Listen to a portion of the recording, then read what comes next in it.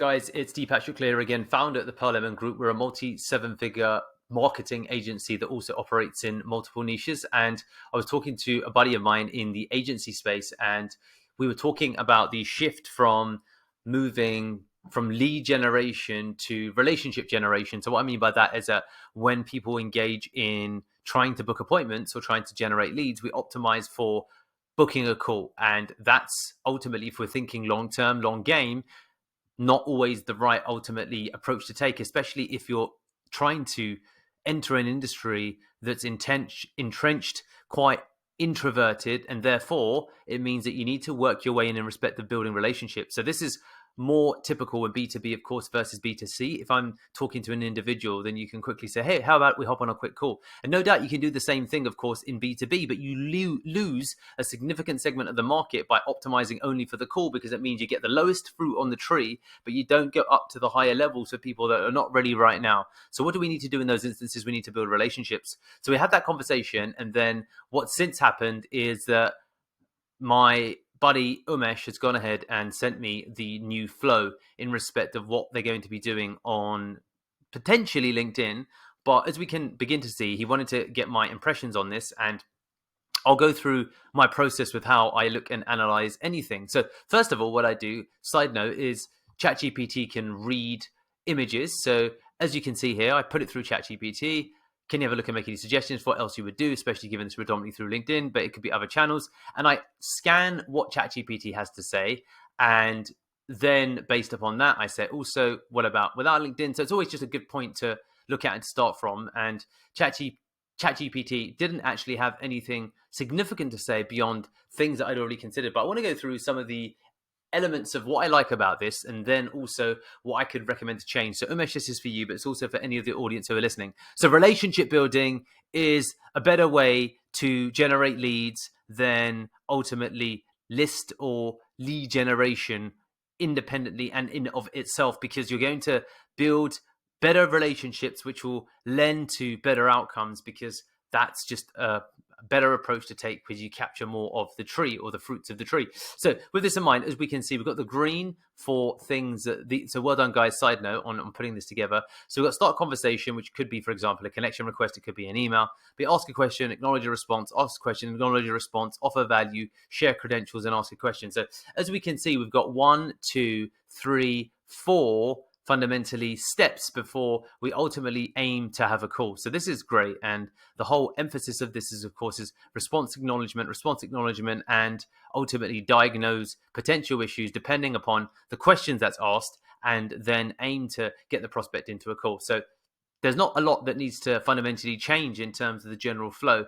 What I would say, and this is where ChatGPT had some interesting points, is that you can then look at the actual bank of questions that you would ask, and you can then look at the types of responses that you begin to get, and then you begin to split test and optimize based upon the questions. So and this is working on the assumption that you know your ideal customer profile, you've got the avatar built out, you know what their likes, interests, and hobbies are, and you also have some general insight into issues in the industry. So this is where we would go something to the effect of, because let's quickly find that out. Hey, so I want to run an outreach based upon this flow, and I'm looking to message ultimately people within the cybersecurity space that have raised money and are looking to generate leads for their cybersecurity company.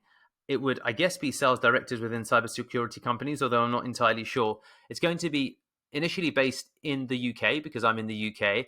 And I also just want you to bear in mind that I want to get as many classic issues that cybersecurity companies face with generating leads that would be advantageous to build conversation. And then alongside that, I also want to get some interesting insights that are happening in cybersecurity right now that would make some good conversation starters. Please give me 4 examples of each.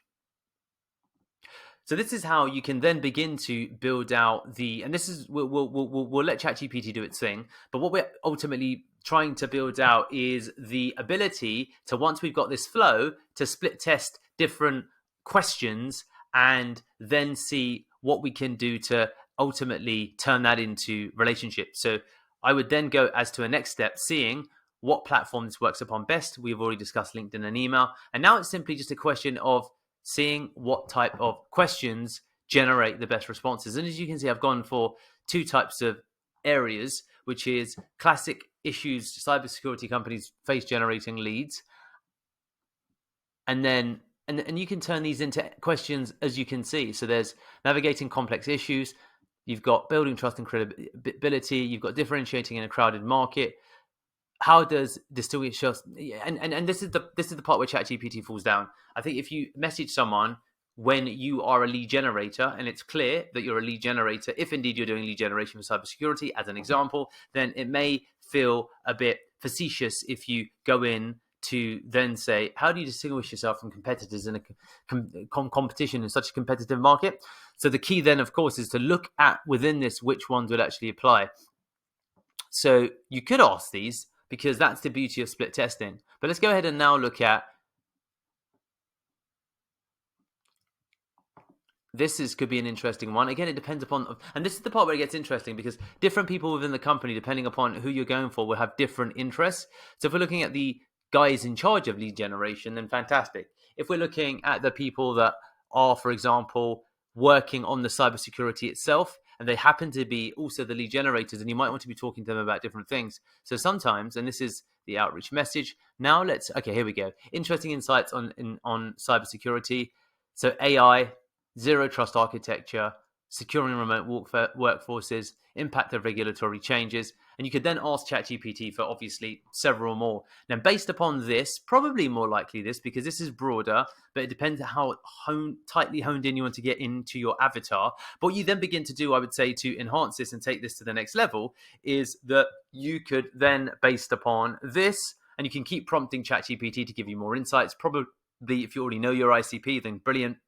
I don't know the ideal customer profile within cybersecurity, but if you do and you combine it with ChatGPT Insights or any LLM, then you can get some pretty interesting insights into what prompts you can use to generate conversations. And then what you need to do with this, and this is where potentially some of these elements fall down, is that you can get scientific with optimizing for the best replies. So you can write, for example, if you beg your pardon, just dropped my mouse. If you have a rotating list of 5 questions, then you can build ultimately, for example, 20 prospects per question just for sequence 1 as an example. And then based upon the open rate or the reply rate, you can then begin to whittle it down and say, okay, I think I've got what my best opener is. And similarly, then you can go on to the second question element of it, and you then begin to systematically build this out based upon the best performing answer. So you move from question 1, acknowledge response, question 2, and again, depending upon the response,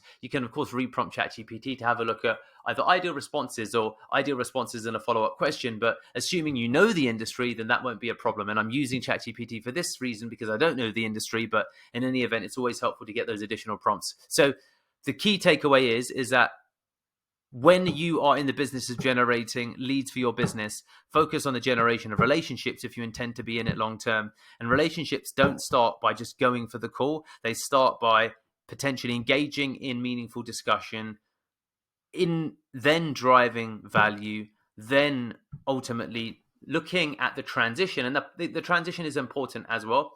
We've not covered that in as much detail here, but ChatGPT does make mention of it, of course, and it's a very valid point. If we scroll up, forget all of this, that we want to current sequence, suggested improvements, follow-up strategy, your value prop, and then and there's a number of ways to introduce your value prop. But of course, it's about saying, yeah, no, in the last 7 years that I've been in this industry, things such as that, where you can casually interweave your credentials or your experience within the actual space that you'll begin to do well. So, you know what, I wanted to ask a question around how zero trust architecture is affecting you guys right now. One of our clients over at XYZ was just talking to me about it today. So just curious to get your thoughts on it. So that would be, for example, a way to say, hey, we have clients in this industry. I'm asking you about an interesting subject. What are your thoughts on it? And that should logically, and it might not work, of course, and that's why we split test, lead the prospect to looking at your profile and then maybe asking you, hey, what do you do? Or, hey,